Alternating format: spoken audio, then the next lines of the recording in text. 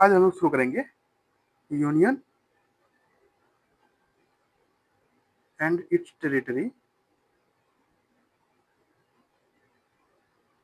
का पार्ट 4। आज हम लोग शुरू करेंगे part 4।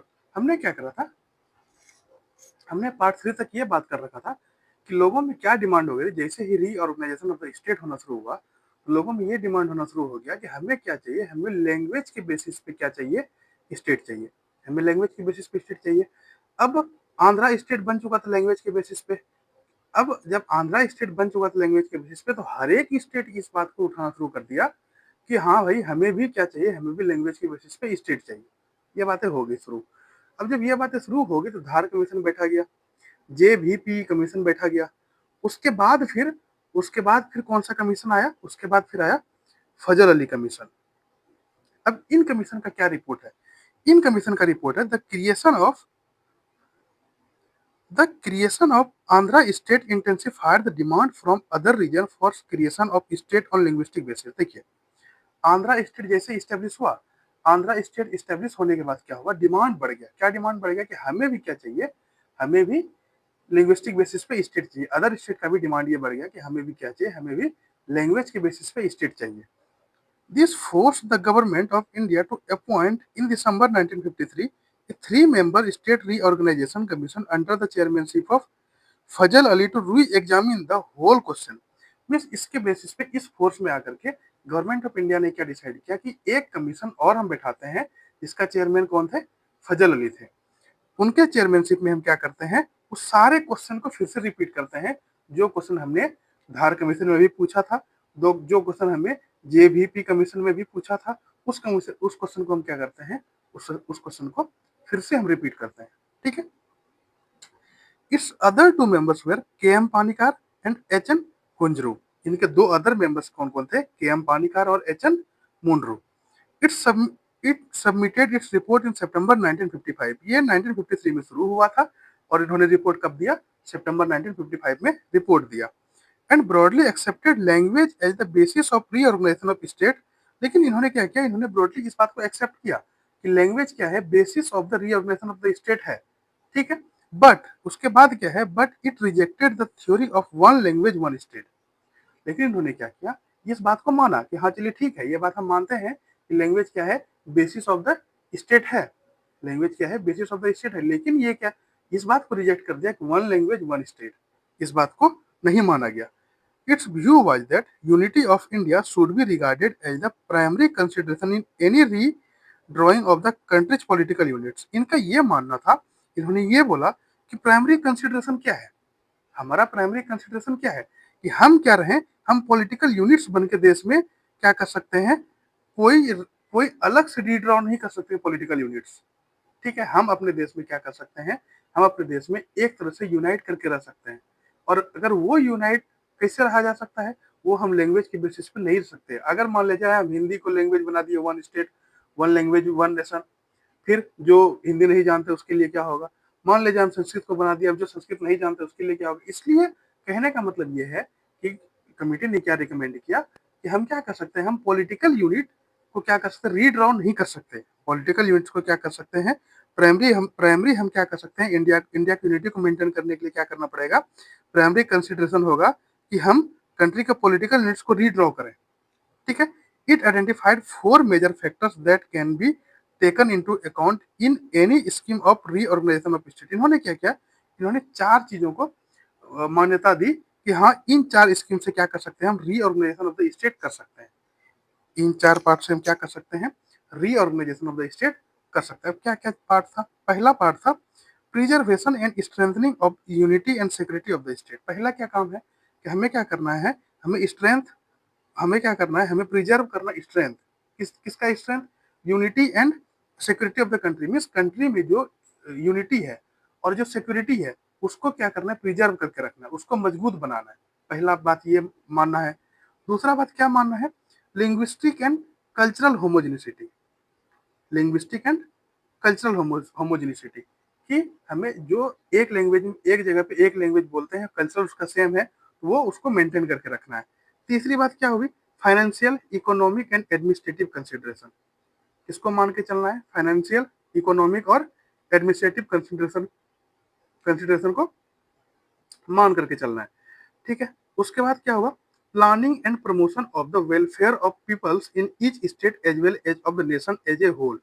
Means planning and promotion of the welfare of the people, की किस तरीके से हम प्लान करें ताकि जो हमारे देश के लोग हैं उसके वेलफेयर में हम किस तरीके से प्लान करें ताकि क्या हो सके, उनमें सुधार आए, पूरे देश में क्या है, सुधार आए, प्रत्येक स्टेट में सुधार आए। ठीक है, ये तीन चार चीजें थी उनके रिपोर्ट के अनुसार, फैजल अली के रिपोर्ट के अनुसार। ठीक है, उसके बाद the commission suggested the evolution of four fold classification of state and territories under the original constitution and creation of 16 state and 3 centrally administered territories. इस कमीशन ने क्या सजेस्ट किया? इस कमीशन ने यह सजेस्ट किया कि हमें क्या करना है, वो जो फोर फोल्ड क्लासिफिकेशन हमने कर रखा है स्टेट का, उसको एबोलिश कर देना है, उसको मत मानिए। ठीक है, और उसके अलावा क्या मानिए, 16 state, creation of 16 state, 16 state को क्रिएट कीजिए, एंड 3 सेंट्रली एडमिनिस्ट्रेड टेरिटरीज, और 3 सेंट्रली एडमिनिस्ट्रेड टेरिटरीज है उसको मानिए। ठीक है, वो जो हमने फोर फोल्ड क्लासिफिकेशन दे रखा है स्टेट का, उसको एबॉलिश कर दीजिए। ठीक है, the government of India accepted this recommendation with certain minor modification. Government of India ने इन मॉडिफिकेशन को इन रिपोर्ट को माना, माइनर मॉडिफिकेशन करके। माना तो सही, लेकिन उसमें कुछ मॉडिफिकेशन करके माना। ठीक है, by the state reorganisation act 1956 and the 7th constitutional amendment act 1956, the distinction between part A and part B state was done away with the part C state were abolished. Part A part B को क्या कर दिया, रखा गया, और part सी को abolish कर दिया गया। पार्ट ए और पार्ट बी को क्या कर दिया गया, पार्ट ए पार्ट बी को distinction between part A and part B में डिस्टिंक्शन कर दिया, और पार्ट सी को क्या कर दिया, एबॉलिश कर दिया। Some of them were merged with the adjacent state, कुछ उसमें से एडजेसेंट स्टेट्स के साथ मर्ज कर दिया, और and some other were designated as union territories, और कुछ कुछ जो अलग अलग थे उसको यूनियन टेरिटरीज में डेजिग्नेट कर दिया। ठीक है, as a result 14 states and 6 union territories were created on November 1 1956। इसका रिजल्ट क्या हुआ कि 14 स्टेट और 14 स्टेट एंड 6 यूनियन टेरिटरीज बना, कब?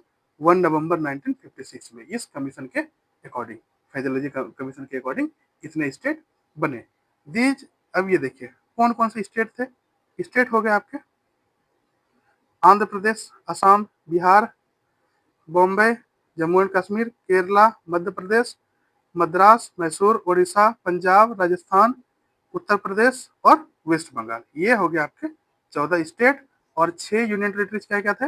Andaman and Nicobar, Delhi, Himachal Pradesh, Lakshadweep, Minicoy and Amindivi island, Manipur और त्रिपुरा। ये 6 यूनियन टेरिटरीज थे, किसके अकॉर्डिंग? 1956 के अकॉर्डिंग। उसके बाद the state reorganisation act 1956 established the new state of Kerala by merging the Travancore Cochin state with A Malabar district of Madras state. देखिए, केरला को बनाया गया, केरला स्टेट को बनाया गया किस किस चीजों को मिला करके? केरला स्टेट को बनाया गया, ट्रेवेनकोर कोचीन स्टेट को एक साथ मिला दिया, with Malabar district of Madras, Madras के मलाबार डिस्ट्रिक्ट को एक साथ मिला दिया, and Kasaragod of South Kanara, South Kanara में जो कसरगढ़ है, कसरगोडे है, उसको मिला दिया, और उसको क्या बना दिया, एक स्टेट बना दिया जिसका नाम रख दिया केरला।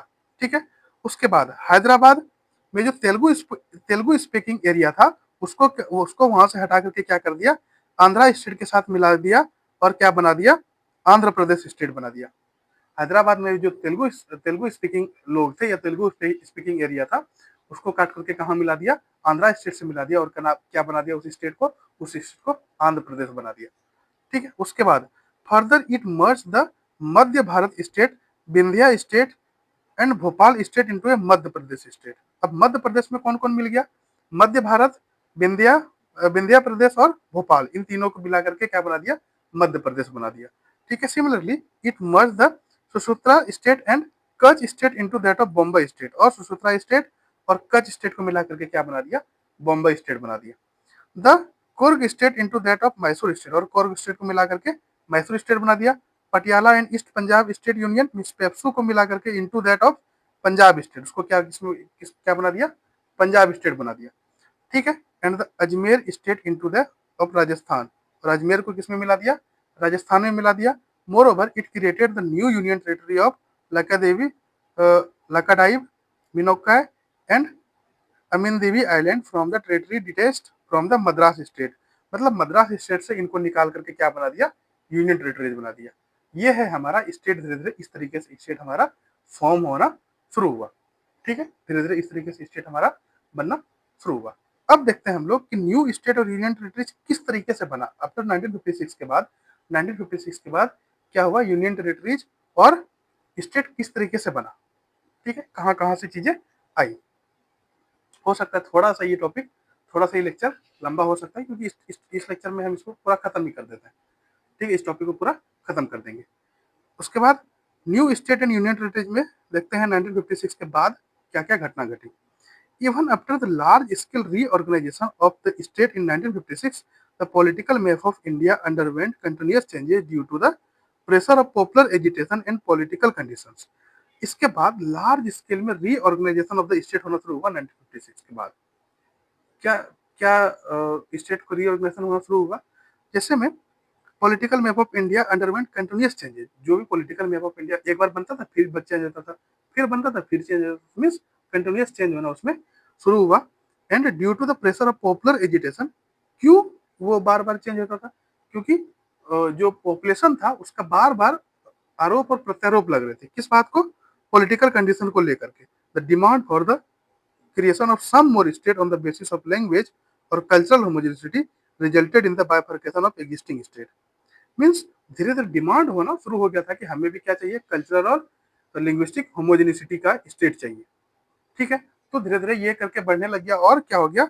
और bifurcation of the existing state. अभी जो स्टेट एग्जिस्ट कर रहा है धीरे धीरे वहां से बाइफर्केट होना शुरू हो गया। ठीक है, सबसे पहले महाराष्ट्र और गुजरात। महाराष्ट्र और गुजरात में क्या है? इन 1960 the bilingual state of Bombay was divided into two separate state. Bilingual state of Bombay को दो सेपरेट स्टेट में डिवाइड कर दिया। क्या क्या? Maharashtra for Marathi speaking people, Maharashtra बना दिया मराठी स्पीकिंग पीपल के लिए, और Gujarat for Gujarati speaking people. और गुजरात किसके लिए बना दिया? जो गुजराती बोलते थे उसके लिए बना दिया।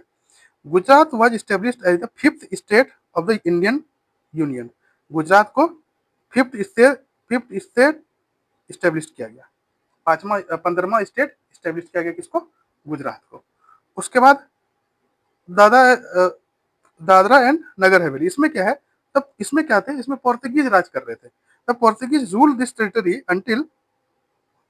until its liberation in 1954।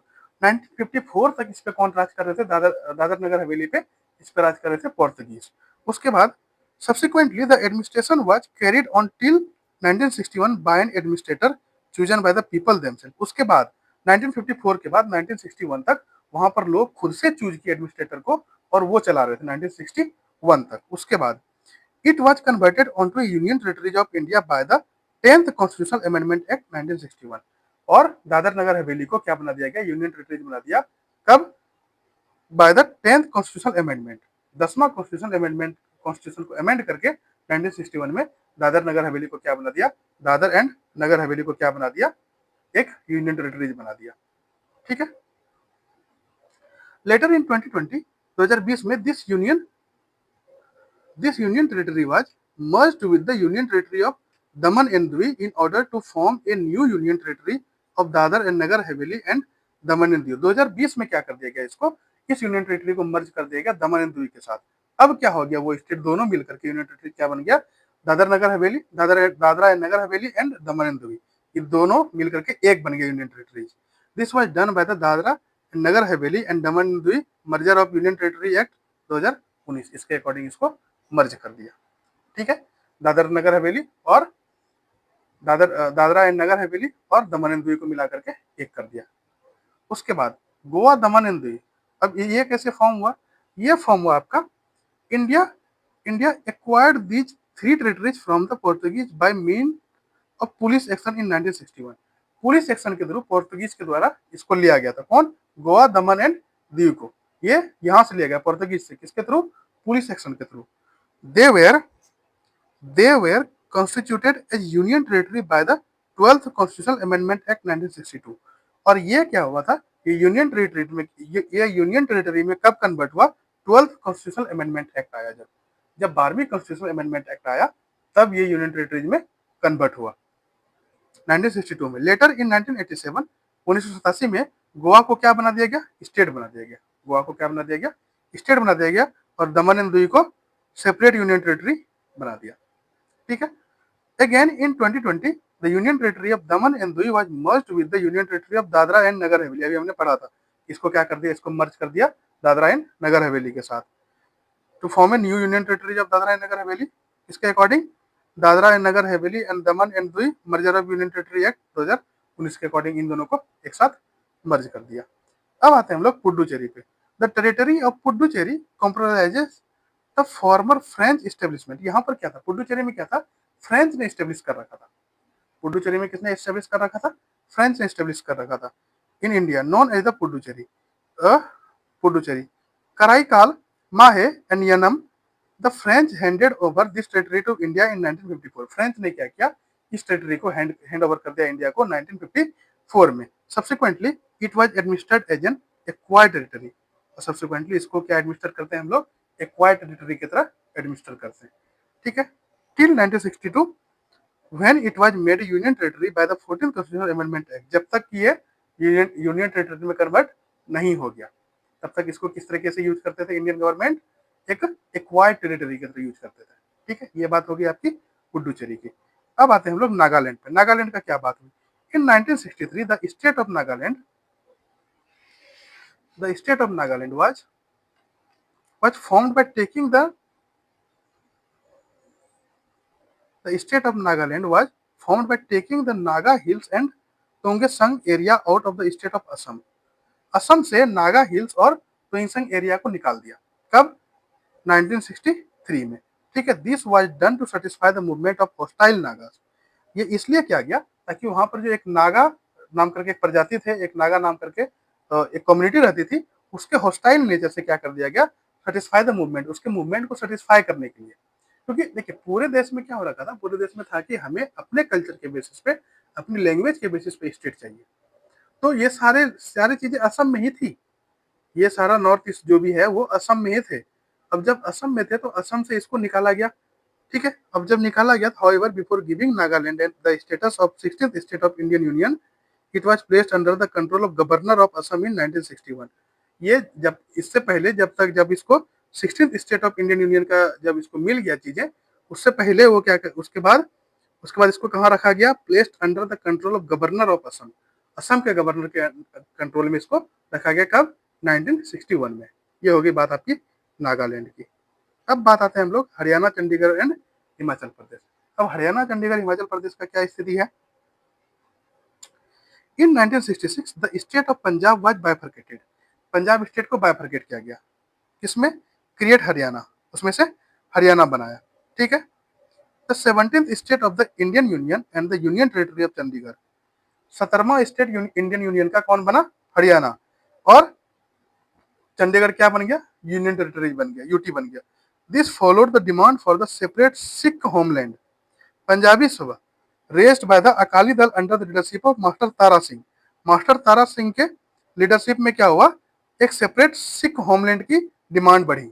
एक सेपरेट सिख होमलैंड की डिमांड बढ़ी on the recommendation of the Shah commission 1966। Shah commission के रिकमेंडेशन पे 1966 में the Punjabi speaking area were constituted into the unilingual state of Punjab. जो पंजाबी स्पीकिंग पीपल थे वो उसका एकमात्र लैंग्वेज किसमें हो गया? वो पंजाब में कन्वर्ट हो गया। The Hindi speaking area were constituted into the state of Haryana and the hills area were merged with the adjoining union territory of Himachal Pradesh. और जो हिंदी स्पीकिंग थे वो किसमें कन्वर्ट हो गए? वो हरियाणा में। वो स्टेट किसमें कन्वर्ट हो गया? जो हिंदी स्पीकिंग था वो हरियाणा में कन्वर्ट हो गया। और जो हिली एरिया थे वो किसमें चला गया?